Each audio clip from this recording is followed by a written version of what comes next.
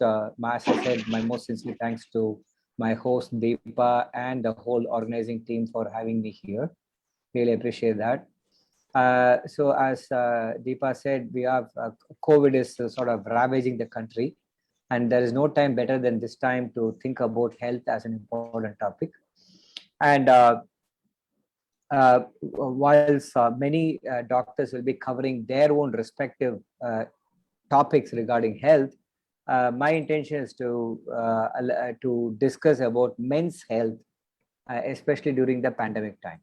So my talk will be very much focused in men's health, especially in pandemic. Those are the two things which will go with it. So we'll start off if Deepa allows me to share screen. So we have already done that. You have to allow me to share screen. Yes, sir, we have already done that. It still says, host disable participant screen sharing. Okay.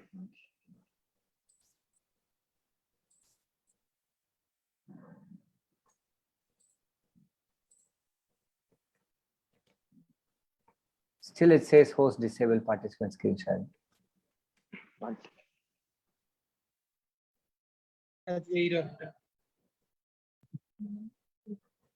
ইনি একটা doctor, ইনি হচ্ছেন kidney or your bladder problem, Dr. Raghavan, urologist.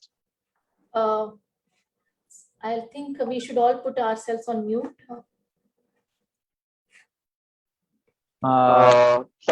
So you can share now, sir. Yeah, it is now working. Thank you. Thank you so much. Yes, thank you, sir. Here we go. Can you see the screen now? Yes, we can. Okay. Oh, sorry, wrong window.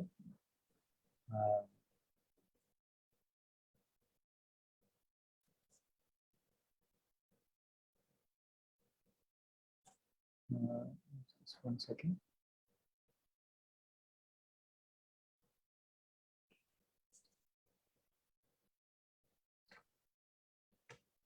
Right, it should work this time. While you're setting that up, one very interesting question, Dr. Raghavan, you said in your introduction, I said robotic surgeon. When I read that, I really wanted to know what is robotics to do with medical science today. Yeah, it will be like the film Robo 1 and 2. So we just go and then. No, I'm joking. If possible, I'll play a video and then show what it is. Okay.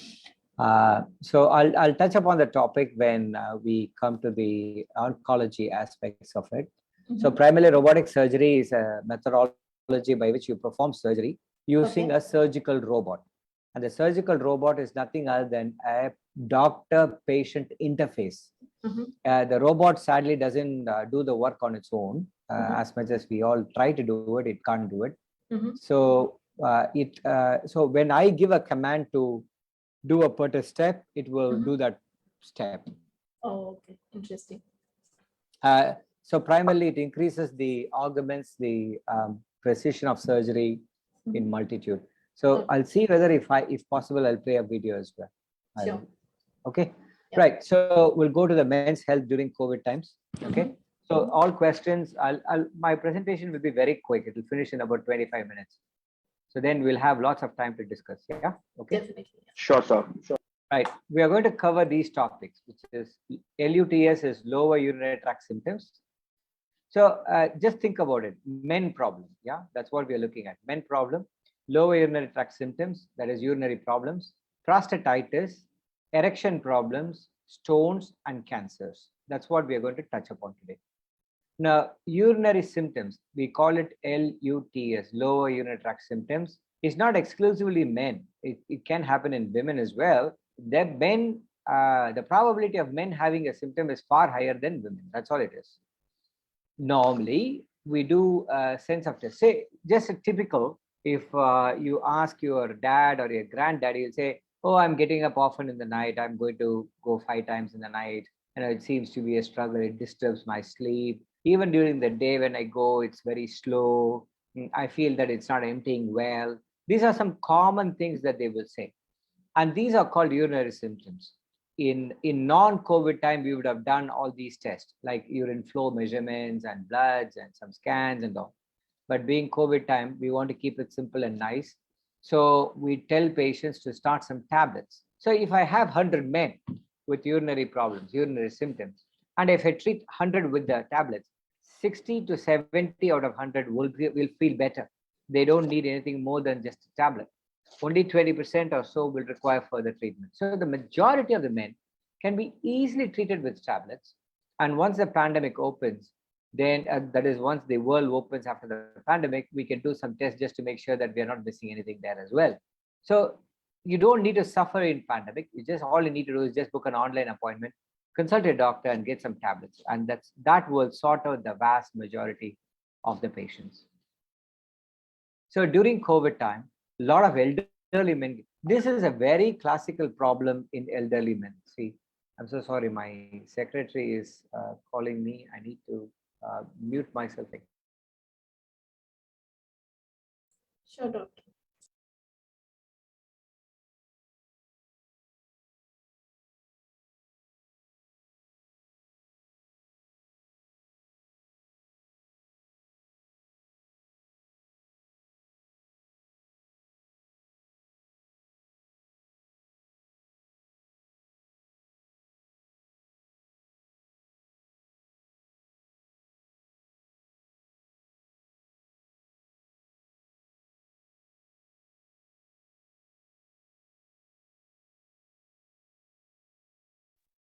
Sorry, back again. I tend to get these calls in spite of being on silent.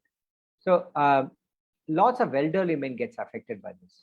Okay, and in pandemic time, they may potentially go into trouble, like stopping to pass urine or something like that. We call it retention of urine. Majority of the time, you just can get away with just an online consultation. Extremely rarely, you may need a short visit to the doctor. Vast majority will get better with medical therapy. And during the COVID time, let us say somebody goes into retention and without a catheter they can't function, we can even plan the operation after the COVID is gone by. So you won't come to harm. Just seek help. Very simple steps will help you to overcome the problem. This is more in relevance to your father, your uncle, or your elder brother or whatever. Right? Okay. So we'll go to the next set of topics. Now, the vast majority of the men in this group should be in the age group between 25 and 45. And the vast, if not almost all of you, are working from home. And what impact it acts on you. Now, you'll be scared about the impact, but nonetheless. So this first thing is called chronic prostatitis. What is it? So the prostate gland is a small gland which is situated at the bottom of your body. And that is a gland through which the urine comes out. The prostate gland is a very important gland in order to mature the sperm for you to form a baby in future. But sometimes, due to certain predisposition, there can be an infection in the prostate which leads to a chronic nagging pain there. So you may notice, even one of you will notice, oh, I'm having some mild pain in the urination area, mild burning sensation after passing urine, some pain after you ejaculate, with a low-grade fever, low backache, perineal pain, the pain where I sit down. It's irritating, but not life-threatening. Who are the people who are susceptible? People who sit for a long time, IT guys, shopkeepers, drivers. Poor ejaculatory frequency. Sadly, IT guys fall into that. Many of you work in the American time between, say, 10 o'clock in the night and 6 o'clock in the morning. Water intake is very poor because you're sitting in an AC room. You feel there is no need to drink water. So IT professionals seems to be exceptionally susceptible for this problem. Normally, what should you do? You should do a urine culture, a culture of the semen, ultrasound scans, uroflow, and blood test. And it's ideal we start you on medical therapy after I see the test. But in pandemic, you're not able to do it. As I say, consult with the doctor online, start medical therapy. About if I have 100 men with this problem, 70, if not 80 out of 100 will get better with just simple medication. There are some three take-home messages. One, water intake is 3 liters per day. You may be sitting in the house, you may have an AC with you, but you still need to drink at least 2.5 liters of water a day. You have to maintain a decent ejaculatory frequency. So somebody at the age of 25 at least have to ejaculate once or twice a week. Somebody at the age of 40 at least once a week. And you have to avoid prolonged sitting. Every hour you get up, have a little short shuffle of about 2 minutes and then come and sit back again.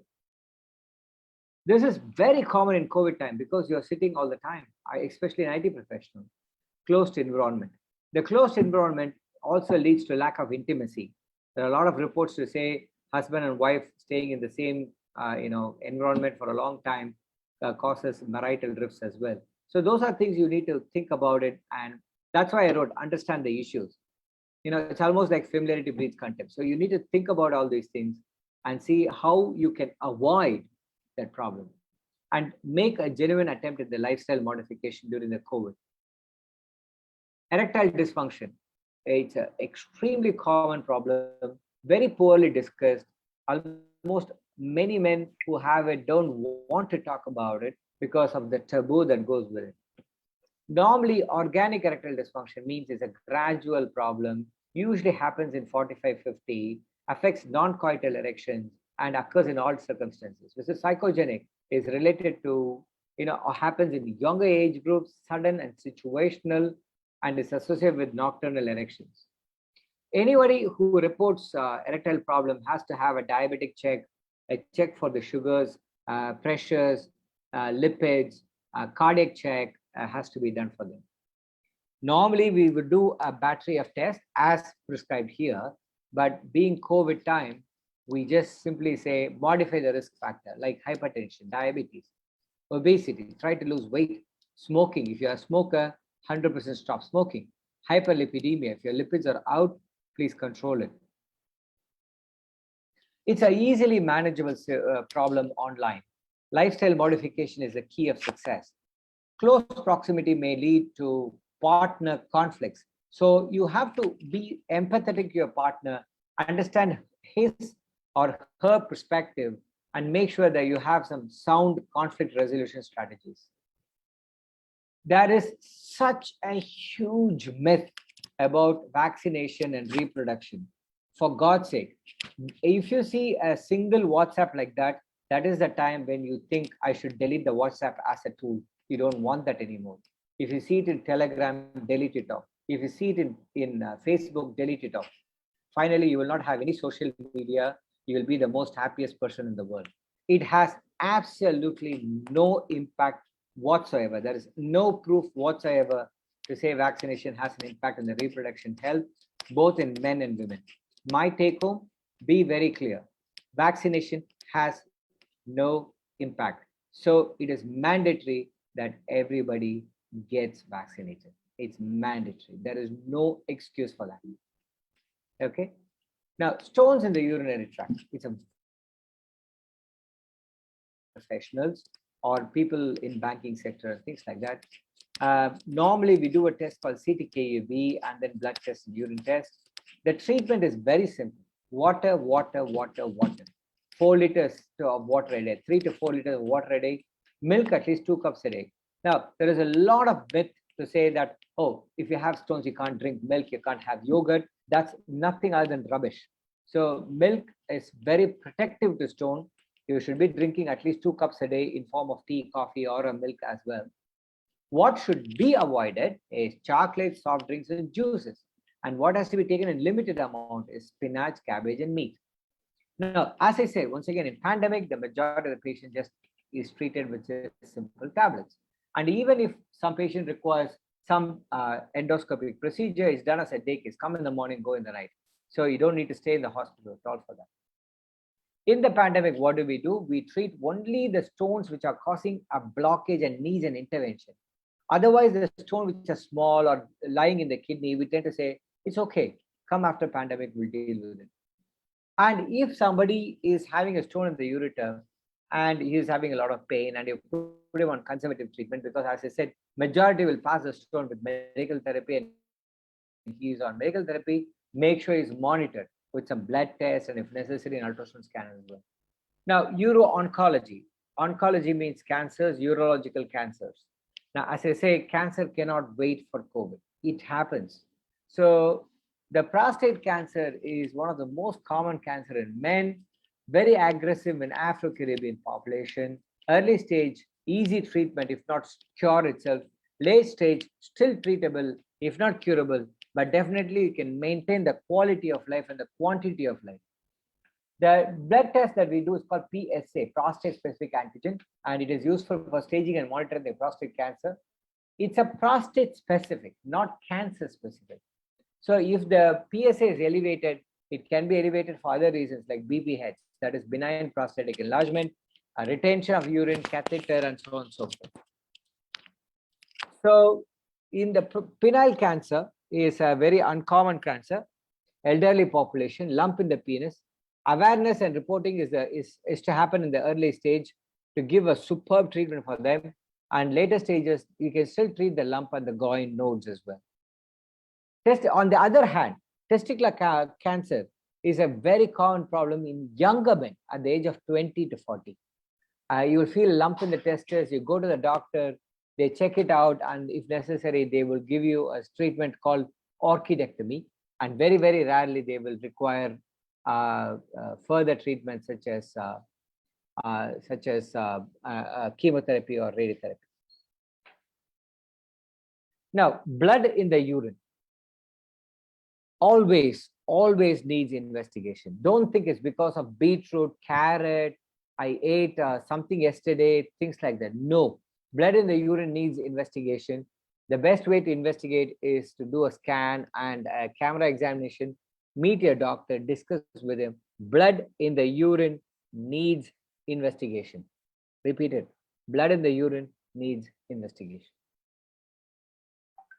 Take-home messages, awareness, and early intervention. COVID time doesn't mean that you have to suffer. Examination of oneself is called genital self-examination. Women has to do breast self-examination. Men has to do genital self-examination. Smoking is a serious risk for bladder cancer, prostate cancer, kidney cancer, as well as to erectile dysfunction. So by just stopping smoking, you have done a great service to yourself. Be aware and be positive. Any questions, folks?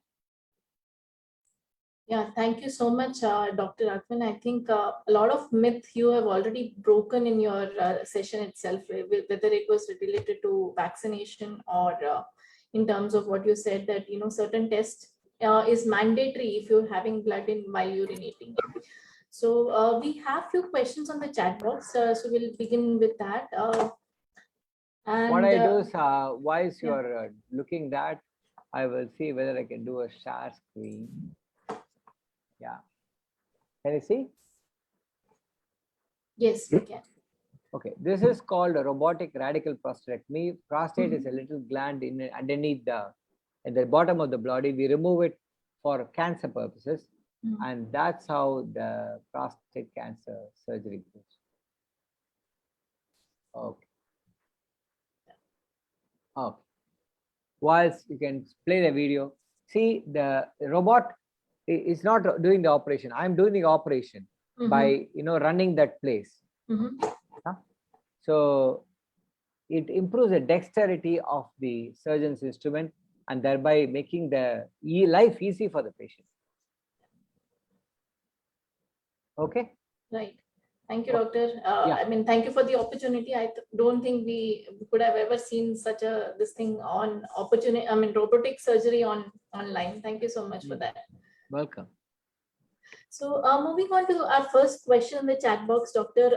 We have one question posted saying, I am a male 27. I have bilateral renal calculus, 23 mm in my right and 15.6 mm on my left in the renal pelvis. Doctor suggested PCNL for both. I don't have any pain or irritation till now. You need a treatment. You need treatment. Can you hear me? Yes, we can. You need treatment, but you don't need to rush in and do it tomorrow. So once the pandemic is over, approach your doctor and get it treated. The treatment for the right side of a 23 millimeter stone will need a PCNL. Versus left side, you may get up with what we call ureteroscopy or laser. Okay, so the poster has all. I mean, the question is also: is there any option except PCNL? Sorry. And what do you can do what we call retrograde intrarenous RIRS. So put a camera into the urine pipe, go to the renal pelvis and burn the tissue off. Or sorry, burn the stones and remove the stones. That is doable, but Uh-huh. usually for a 24-year-old, Yeah. that efficacy, that is the success rate will be slightly lower. Okay. Doctor, your video is still on. If you Can I want. switch it off? Yeah. Thank you. So the second question is, can kidney stone be created? Can be created for corona positive patient? Kidney stone can happen for any human being, corona positive, corona negative, corona non-exposed. It doesn't matter. Okay. And Deepa, 1 second. I just need to Sure. go and grab some water and come. So just stay online. I'll just be back. yeah, sure.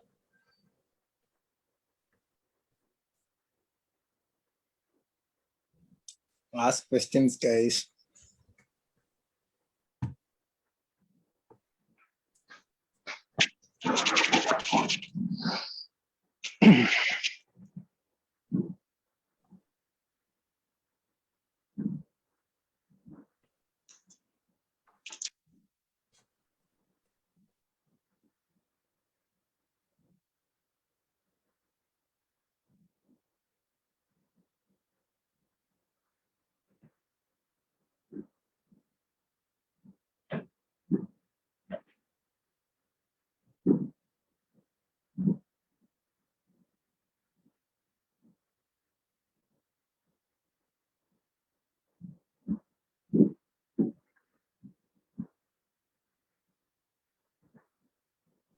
Back again. Yeah. Yeah, welcome back, doctor. And while you went away, I just thought I'll quickly post water. Yes, definitely very important in terms of keeping this thing, your health for kidney and bladder. One question that comes to my mind is, while the health of the bladder is extremely important, how do we keep, our bladder healthy? Apart from just drinking, water, which we have been hearing from. Yeah. So is There are a few other things which I want to say, especially women. Mhm. Don't postpone urination a lot. Okay. Your bladder capacity is normal bladder capacity at the full stretch in an adult is about 500 cc, Mhm. right? Mhm. Per hour, you are producing about 100 ml of urine, which means when in 5 hours, your bladder will be like bursting. Yeah. You will be very comfortable emptying the bladder when it's about 300, 350 cc of urination. Mhm. And if you postpone a lot more, the bladder over time becomes weaker and stretched out. And that's where urinary infection starts to pick up. So both for men and women, empty your bladder every 3 to 4 hours. It's a good habit. It's also an opportunity for you to get up and walk to a toilet and come back. So you have met two purposes in that time. Mhm. Yeah. Yeah, absolutely. And talking of UTI, doctor, I mean, And there is another thing which I wanted to say as well. In young sexually active men and women, it's always in the best interest to empty the bladder before and after intercourse, because that is also a reason why people have recurrent urinary tract infections. Understood. Doctor, talking of UTI, we have heard that women have most of these issues. Is it true? Do men also have? Now, men also have urinary tract infection. Mhm. It's much rarer in men compared to women. Women have far more higher incidence of urinary tract infection. Mhm. So an average woman gets at least 1 or 2 urinary tract infections in a year. And compared to men who get 1 urinary tract infection in 5 to 10 years. Okay. So it's a very rare thing because of the way the body has been shaped up and created. So it is much more common that the standard instructions are adequate water, empty bladder before and after intercourse. Please do not use any of those fancy vaginal, cleaners of some nature, all sold in all the supermarket stores and advertised as well. See, you have to understand that every human being, 1 square millimeter of my skin has 1 million bacteria in that. Yeah. So that million bacteria is a protective phenomenon. You don't need to know. My thing clears 99.9% of the bacteria. That is a wrong thing. You don't want the bacteria to be cleared up. You want the good bacteria to stay with you so that the bad bacteria doesn't come to you, right? So you're so busy clearing the bacteria, and bad bacteria comes and sits, and it can't clean away with that. So the 0.1% of the bacteria will settle there, and you have a ravaging UTI. That's a bad thing to do. So just simple measures, water, just cleaning, just simple soap and water cleaning. Empty the bladder before and after intercourse. Do not sit for more than 1.5 hours. Get up, walk here and there, and come and sit. That's all. And for women, make sure you have, you change your undergarments at least twice a day. These are simple measures. If you adopt this, the vast majority will be fine. That's great tips, doctor. I think, very simplistic steps that all of us can take and take into action. And I'm sure people will use this tips in order to improve their lifestyle as well as the issues that we have. So we have one question. How many types of urine problems are there in the chat box? Gosh, you didn't listen to my PPT, isn't it? So go back and see the recording again. Yes. That's the answer to that. Yeah. There are some questions in the chat box. You are going to Yeah, read the I'm just questions? reading to that only. So the second Cool. question is, I yes, don't you need to worry about that. so how do we keep children away in terms of UTI infections while traveling? A lot of people think urinary tract infection happened. Oh, I went to the mall, I used the toilet there, and the urinary tract infection happened. Well, urinary tract infection, that can happen in women, if at all. In men, it can't happen. The bacteria has to be a supersonic jet to travel backstream into your bladder from the pot in the pee pot. So it doesn't work that way. In terms of women, because you're using your common, Western toilets, you can just take the simple wipe there and clean it and use it. You should be fine. The common causes of urinary tract infection, the bacteria comes from within, not from out. So you've got to remember that your own bacteria is responsible for the urinary tract infection, right? And then think, okay, if my own bacteria is responsible, I would rather have my friendly bacteria wherever it is, rather than the unfriendly ones. Yes. And that's where things like Yakult, probiotics, and all these things come. Okay. So if you follow the simple measures which I've told, drink adequate water, avoid long sitting hours, empty your bladder every 2 to 3 hours, and empty the bladder before and after, and things like that, you should be fine in the majority. In spite of it, you will have breakthrough UTI, 1 or 2, instead of having 6 UTIs in a year. Okay, thank you. Doctor, moving on to our next question. Hello, doctor. My wife was 3 mm urinary gallbladder stone and we want to avoid surgery. Please advise how we can solve the same using only medicines. Urinary bladder and gallbladder are 2 different bladders, even though they are called bladders. Gallbladder is situated in the upper part of the tummy. Urinary bladder is situated almost 1 kilometer away from there. Okay. Now, gallbladder stones is because of cholesterol stones. Urinary bladder stones is because of the calcium. They are completely different things, right? So I assume the gentleman says 3 mm gallbladder stone, for which I would rather not be the best person to give advice, because I deal with urinary bladder, not the gallbladder. It's dealt with by the surgical gastro guys. So you better follow the advice, whatever the doctor says. We have one COVID related question also in the chat box. There's one question, when one can take COVID vaccine if person got can take, I mean COVID, can take. So when if somebody gets a COVID, you take your vaccine 60 days, at least 60 days later. Government says 60 to 90, somebody says 90, but definitely after 60. Okay, how does aging affect the function of kidneys? That's the next question, doctor. Aging causes affection everywhere. It reduces the function of kidney as well. Yeah. But somewhere interestingly, I heard, doctor, the age of a person and kidneys age are 2 different ages. I mean, I don't know. No, they are very similar. Say, for example, a 25-year-old gets a transplant from his dad, who is a 55-year-old. The kidney is a 55-year-old kidney. Even though fitted into a 25-year-old, the kidney will have a natural life of about 80 years. And by 80 years, the kidney function would have reduced quite low. And which means that this guy kidney can function for about 30 years in the best. Kidney's function is very closely related to the age, the chronological age of the patient. Okay. Next question is it true that whey protein consumption have negative effect on kidney? How many scoop is safe to consume on a day-to-day basis? Okay, bodybuilders question. Now, Tamil,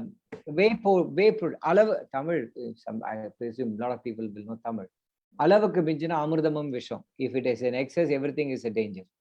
Okay. Now, you go to the gym, they say, oh, don't have carbohydrate, no, only protein. You have muscle like Surya and Hrithik Roshan. All great to hear. Let them have the muscles. We be normal people. Yeah, that is a nice thing.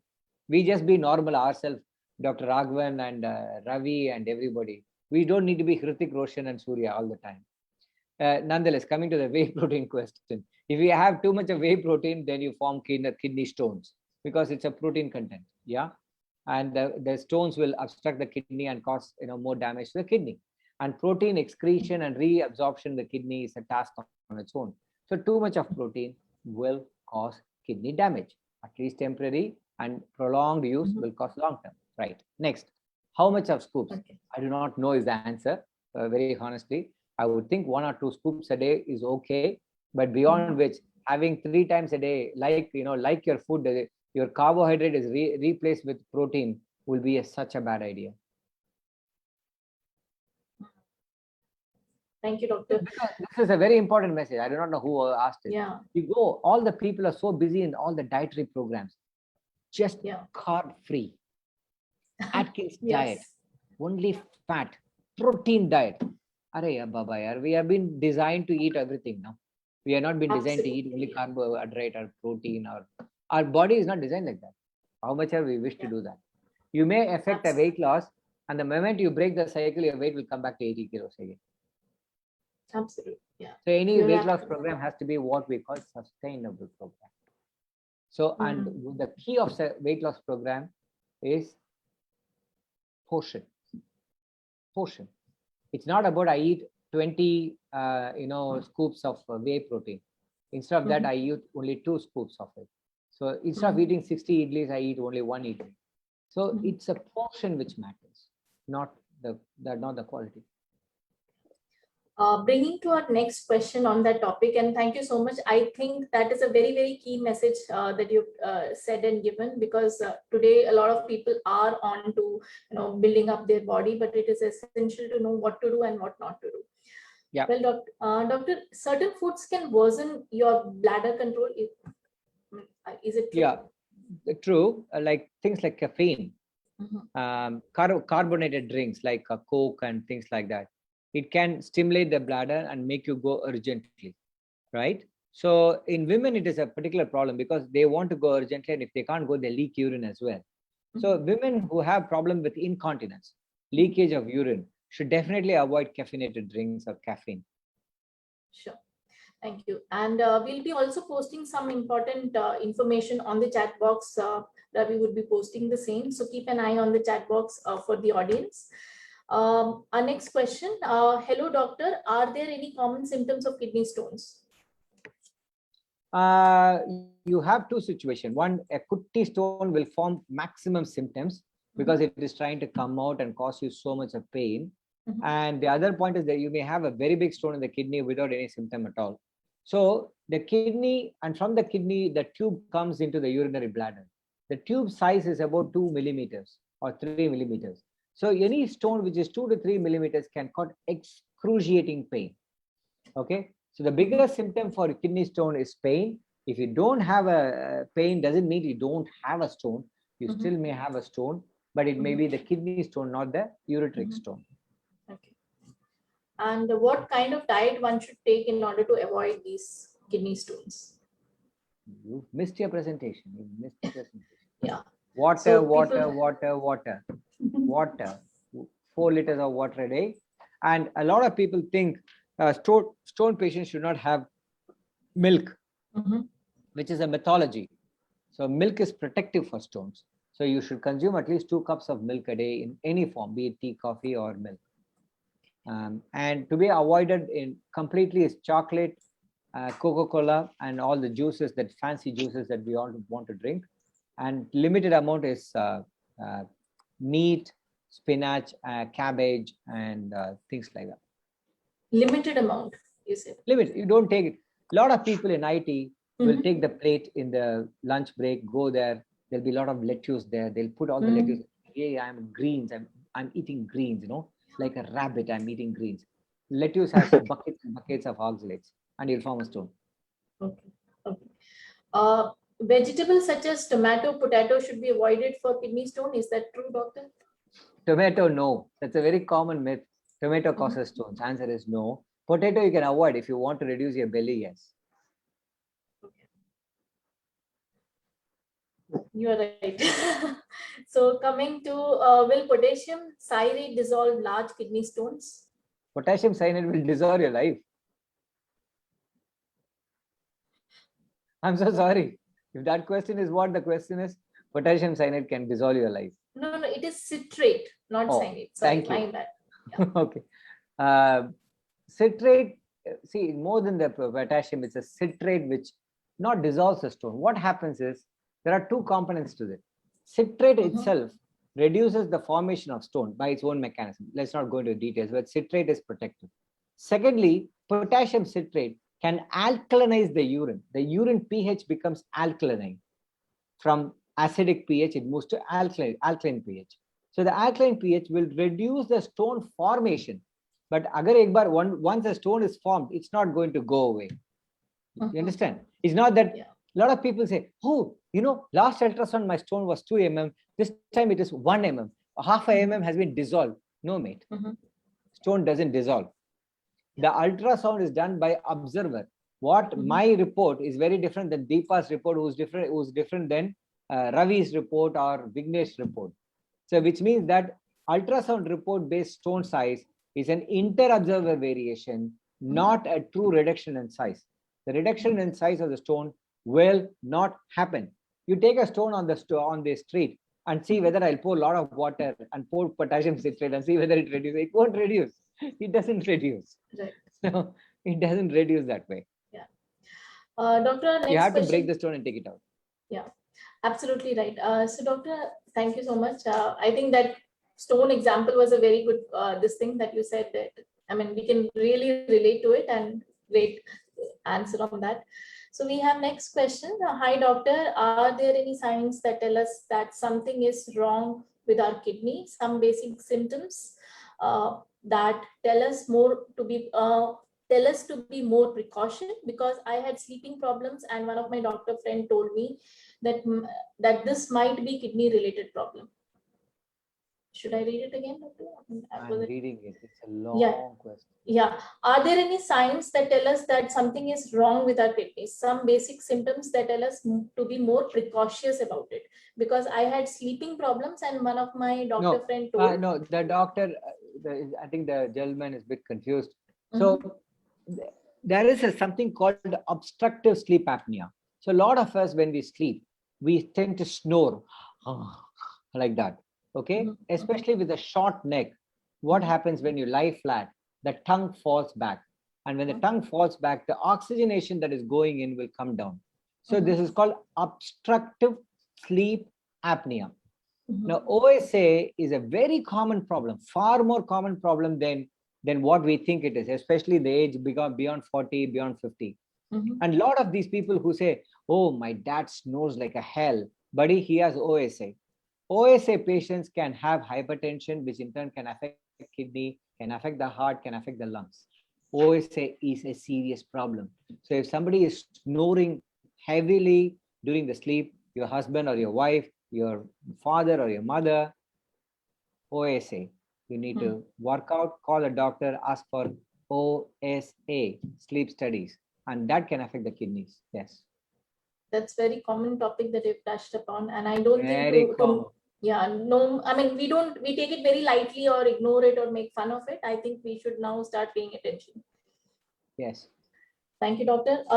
Doctor, I have two questions, very interesting and very similar. So I'll ask both at the same time. Alcohol consumption. You are going to ask the question, right? Yeah. Alcohol consumption and beer consumption. So somebody wants to drink. Yes. And beer consumption dissolving stone.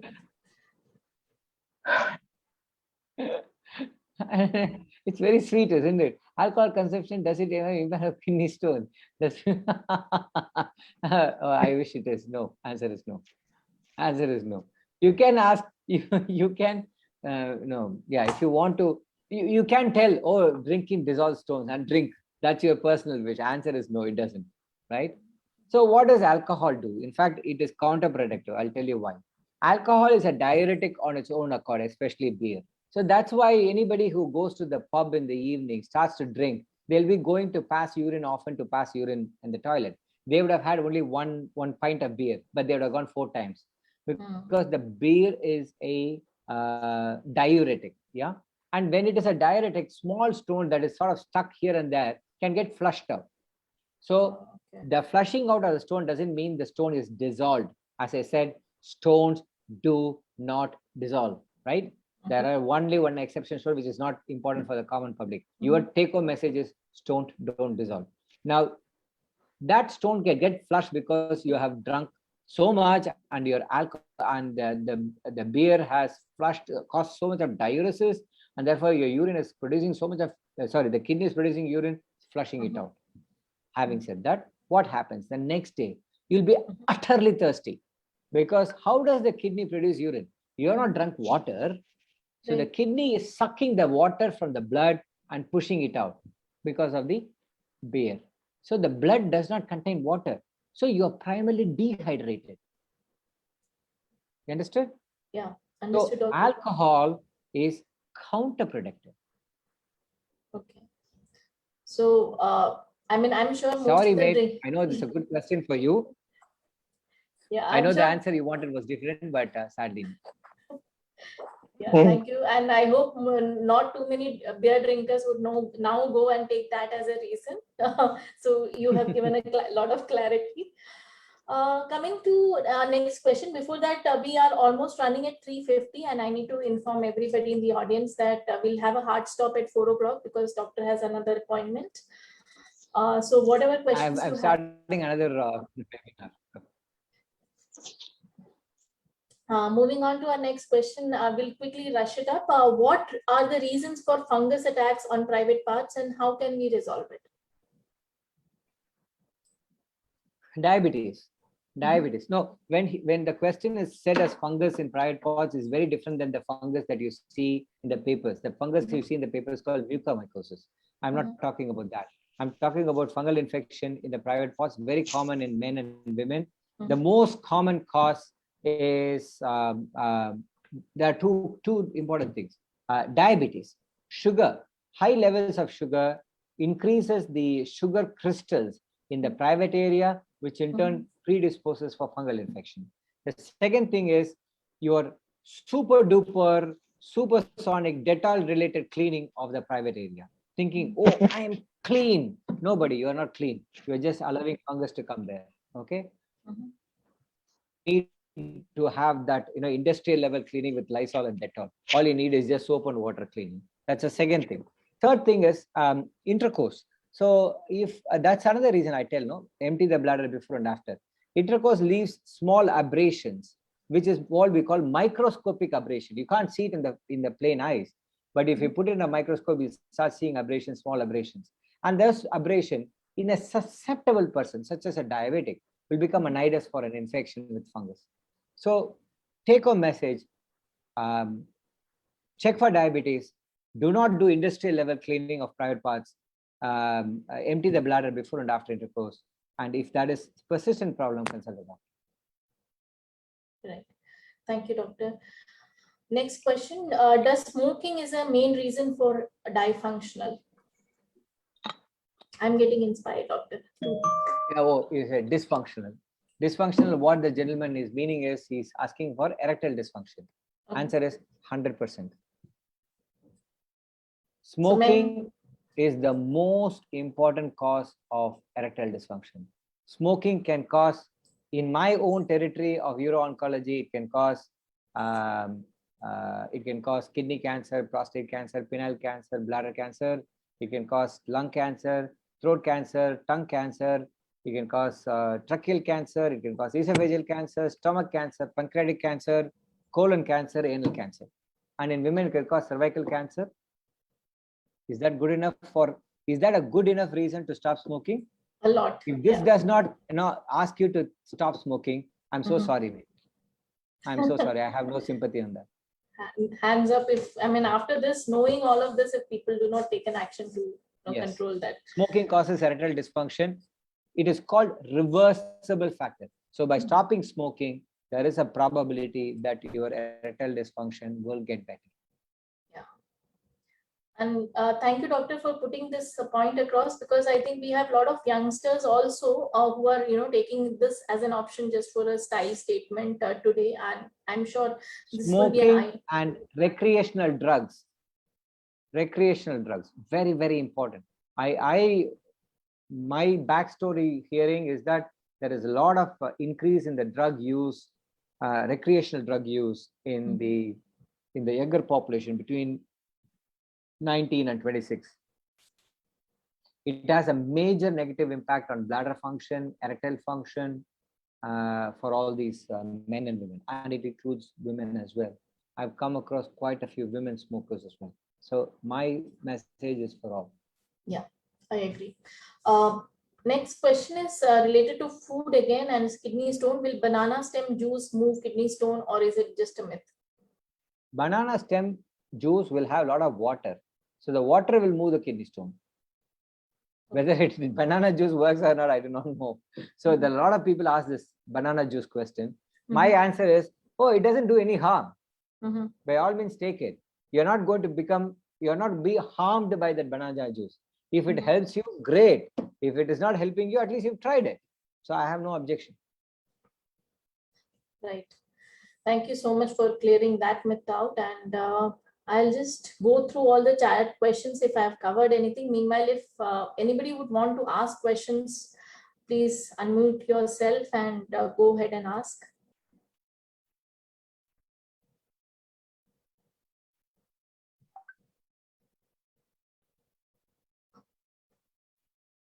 I think, doctor, you've covered a lot of topics already. Oh, super.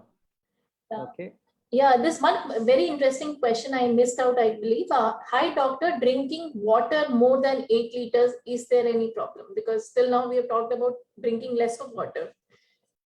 That will cause problem as well. Well, in a way, it may not cause problem, but it can cause problem. So what happens when you have drinking excess of water, that water is filtered in the kidney, and kidney is sort of working on an overdrive, which itself may not be a good idea. Second problem is that it causes excess of sodium loss. So drinking excess water and therefore peeing a lot causes a drop in the sodium level, cause hyponatremia. So that can cause a problem as well. So that's why for an average built adult, male and women, you need to consume 2 liters to 4 liters of water a day, 2 to 2.5 liters for a non-stone former, and about 3 liters plus minus 500 ml for a stone former. Thank you, doctor, for addressing that question. And we have one question more. Generic question: do you see any time world returning to normal? COVID is taking a massive toll on mental health. Do we see us moving in a safer planet?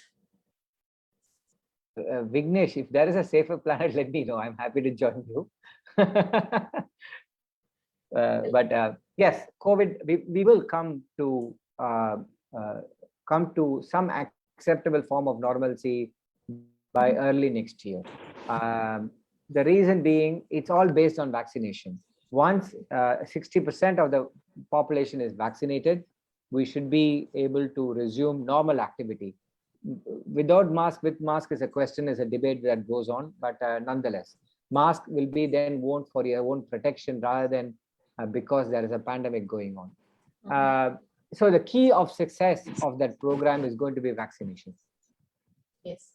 Doctor, one very critical aspect is, since you mentioned, I don't want to end the session before touching this upon, because as Vignesh has asked, in terms of mental health, now we, as normal human being, we hear a lot of things, friends, colleagues, everybody is going through this stage of, hearing bad news or ill news. How do you doctors, manage it? I mean, you see it live many a times, and we need to really know, how do you actually maintain that balance in your this thing. So give us some live tips actually, because no better person could see. I mean, seeing it live in front of you, difficult.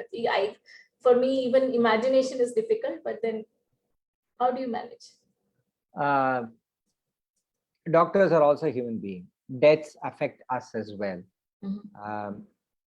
Between Saturday and Tuesday, I have had 11 deaths of people known to me or extended known, blah, blah, blah, whatever. So it has a reasonable to high amount of negative impact on us. Maybe years and years of working in stressful environment has made us more rigid. I do not know, made us more, in Tamil, we say marakata, like a log. So we start working at a different planet. You know, Bhagavan Krishna says, Karman nivadikkarate na phaleshu kadachana. If there is one profession who works like that, it is this profession. Because here you are not looking at any results. You know your life is at risk, but we just plod on. That's it. It really comes to that stage, yes. I do not know how else can explain. You come across deaths all the time, you come across problems, we just plod on. And then come and do a jovial webinar as well, and then move on and then deal with the next thing. Yeah, absolutely right, doctor. And thank you so much for sharing that part with us. We at Equitas Bank would like to actually salute and thank all the doctor fraternity for being in the front line. As you said, for us, sometimes we see you as doctors, but at the end, you are also humans. And hats off to you and your family and all the doctor fraternity today who is fighting and saving life today. I sincerely thank the entire fraternity for the same. I think all of us who in the audience would also agree to this. Thank you so much for the time, doctor. I think we are sharp at 3:59. I don't want to, probably hold you back more on the session, though we have a few more questions today. But then thank you so much for your time. And, thank you so much, Deepa and Ravi, for hosting me here. Thank you so much, sir. I wish you all safety. Be safe. Get yourself vaccinated in the first opportunity that you get. Do not believe the myths that goes around. If you have doubts, clarify with a medical professional. Do not believe WhatsApp University and Facebook University. They are terrible. Just believe the medical professional who gives an advice. And also keep in mind that the medical professionals are also doctors, and we give the advice in the best of our knowledge, in the best of our ability. It's not that I know everything in the world. And once again, stopping with some of my old grandma called Avayar, who quoted Kattradu Kaiman Alavu Kalladu Ulagalavu. So we know what we know. We do not know a lot, but we give you the most sensible advice in the knowledge we have. So just take it as it is. Thank you so much, Dr. Vignesh. I think a very wonderful session. If you can share your contact details, doctor, it will be great for us to get in touch with you. Or any email ID. 98400. I'll put it here. That's my private secretary. Of course, you have you have Chandru. Deepa knows and Ravi knows. Yes, sir. Thank you, doctor. Thank you for a wonderful session. Thank you for a wonderful session. Thank you. Thank you so much, doctor. Thank you. Thank you for your Thank you so much, doctor. It's a valid session. And last but not the least, thank you so much, doctor. On behalf of the entire audience, I owe this to you. Thank you. Thank you. Thank you, doctor. Thank you so much.